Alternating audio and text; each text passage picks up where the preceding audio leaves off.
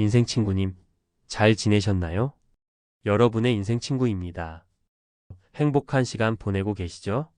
오늘은 꼭 알아두어야 반드시 일상에 도움이 되는 알찬 내용을 준비했습니다. 지금 이 시간 하트와 좋아요 한 번씩 꾹꾹 눌러주시고 바로 시작하겠습니다. 2025년도부터는 전국의 모든 금융권인 은행, 증권사, 보험사, 그리고 요즘 많이들 애용하시는 제2금융권인 농협, 새마을금고, 신협 등 변경되는 내용이 있어 알려드리오니 잘 체크해 두시고 도움 받으세요. 첫 번째, 보이스피싱 같은 금융사기 피해로 인해 금쪽 같은 내 통장에 금전적인 피해가 발생했다면 1금융권만 아니라 증권사, 저축은행, 상호금융업, 단위조합 같은 제2금융권에서도 비대면 금융사고에 대한 자율배상 제도가 시행되어 책임에 따른 보상이 이루어지도록 변경된다는 것입니다. 그동안은 개인정보 유출로 인해 제3자에 의한 비대면 금융사고가 발생했을 시 제1금융권인 은행에서만 자율배상 제도를 실시해 왔는데요. 이제는 금융감독위원회에서 금융사고가 범죄 예방에 있어 상대적으로 미흡할 수 있는 제2금융업권으로 옮겨갈 가능성을 염두에 두고 앞으로는 더욱 금융사고 예방에 대한 노력을 강화하며 자율배상에 동참하여 폭넓게 보상을 하도록 조치를 취한 것입니다. 피해 배상은 2025년도부터 보이스피싱으로 개인정보가 유출되어 제3자에 의해 본인 계좌에서 금액이 이체되는 비대면 금융사고가 발생하고 이로 인해 금전적 피해가 발생했을 경우에만 신청이 가능하고요.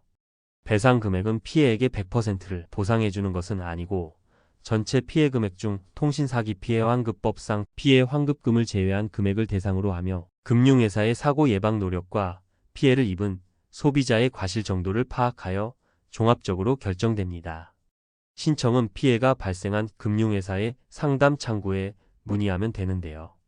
그 피해에 따른 제도의 적용 여부와 필요 서류 등을 안내받고 준비하여 해당 영업점에서 진행할 수 있습니다. 배상 신청서, 수사기관, 사건 사고 사실 확인원, 진술조서 등 필요 서류들을 준비하여 금융사에 제출해야 하고요. 신청 이후 실제 배상 금액의 지급까지는 약 3개월 이상의 기간이 소요될 수 있으니 이 점 참고해 주세요. 아까 말씀드린 것처럼 100% 배상이 아니라 안타깝게도 피해받으신 분의 과실 정도를 종합적으로 판단하여 피해 금액을 결정하기 때문에 앞으로는 더욱 본인의 정보를 소중하고 철저히 관리하는 것이 반드시 필요한데요. 본인의 개인정보에 관련된 신분증 등 각종 자료가 휴대폰에 저장되어 사기 범죄에 유출되었거나 피해자가 사기 범죄에 직간접적으로 정보를 제공한 것처럼 되어 사기 피해가 발생한 경우에는 아쉽게도 피해 배상이 제한적으로 이루어질 수밖에 없습니다. 혹시 지금 현재 자신도 알게 모르게 무심코 스마트폰에 나의 소중한 정보를 차곡차곡 저장해 두고 있지 않나요? 지금 각자 스마트폰을 열어보시면 개인정보 하나쯤은 꼭 있으리라 생각됩니다. 예를 들면 이런 것들이겠죠.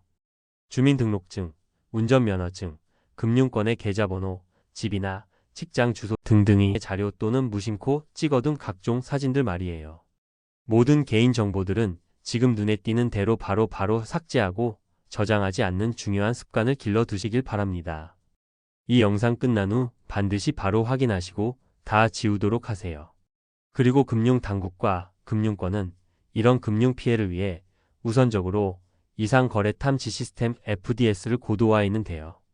고객의 계좌에서 단기간 내에 과거의 거래 내역이 전혀 없던 계좌로 고액을 다수 이체하는 등 특정 조건에 해당하는 거래에는 본인 인증을 더욱 강화하는 등의 대응 조치를 마련하여 금융회사의 비대면 금융사고 예방 및 대응을 강화하고 있습니다. 아울러 은행권뿐만 아니라 많은 피해 사례들을 고려해 금융투자업권은 증권매매와 주식담보대출, 카드업권은 부정결제와 카드론 관련 업무, 보험업권은 보험해지와 대출 관련 등에 대한 신규 룰을 개발하였습니다. 그리고 두 번째, 바로 예금자 보호법입니다. 예금자 보호법이란 금융회사에 사고가 발생하거나 파산하게 되어 예적 금액 등을 지급하지 못하는 예기치 못한 사고가 발생했을 시에 예금을 맡겨둔 고객들이 피해를 보지 않도록 재산을 보호해주는 제도입니다. 예금자 보호제도는 지금까지 한 은행당 각각 5천만 원까지만 보호받을 수 있기 때문에 각각 은행에 따로 5천만 원씩 나누어 넣어야 보호를 받을 수 있었습니다. 그런데 이제는 예금자 보호를 더욱 강화하고 금융시장의 안정성을 높이기 위해 시행하고 있는 예금 보호 한도를 상향합니다.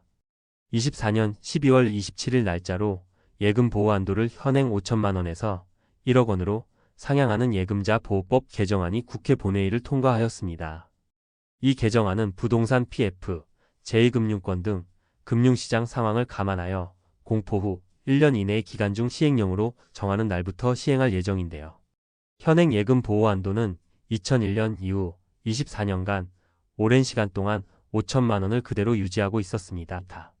이는 그동안 달라진 경제 규모의 성장과 예금 자산의 증가분을 반영하고 해외 주요국들에 비해 우리나라의 보호 수준이 상대적으로 낮은 점 등을 고려하여 예금 보호 한도를 상향해야 한다는 지적이 쭉 제기되어 왔는데요.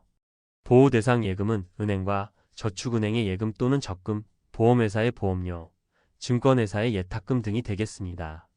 이번 법 개정으로 금융회사가 파산하여 예금을 지급하지 못하는 보험사고가 발생한다 하더라도 예금자들은 보다 더욱 두텁게 재산을 보호받을 수 있고 현행 예금 보호 한도인 5천만 원 내에서 여러 금융회사에 걸쳐 분산 예치해 온 예금자들의 불편도 덩달아 해소될 것으로 예상됩니다. 여기에 더해 예금 보호 한도를 1억 원으로 상향하여 해외 주요국 수준으로 예금자를 보호하고 보호 범위 내에서 예금액이 증가함으로 인해 금융시장의 안정성에 대한 신뢰를 한층 더 높일 수 있을 것으로 기대되고 있습니다. 우리 인생 친구님들, 오늘의 영상 참고하시어 소중한 금융 재산을 잘 지키시길 바랍니다. 오늘의 영상 도움이 되셨나요? 도움이 되셨다면 멤버십 가입 슈퍼땡스, 구독, 좋아요, 댓글 공유는 영상 제작에 큰 힘이 됩니다. 바로 더 좋은 영상으로 찾아오겠습니다. 평소 좋은 의견 있으시면 댓글로 서로 공유해 주시고 행복한 시간 보내세요. 시청해 주셔서 감사합니다.